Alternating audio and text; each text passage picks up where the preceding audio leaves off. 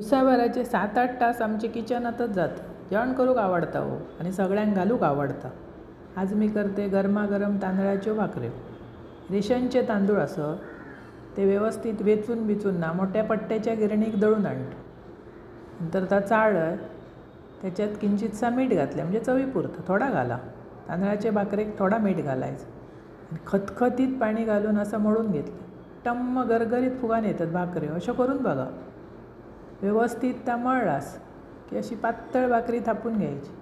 आमची आजी अशी करायची, एकदम पातळ भाकरी. तिची बघून बघून आम्ही शिकलो. आई पण लहानपणी आमकां ताच सांगायची, भाकरे करूक शेवात दिल्ल्या पोरग्यांनी दुसऱ्या घराक ना भाकऱ्यो चपात्यो करूक येवंक होयो आणि गोल.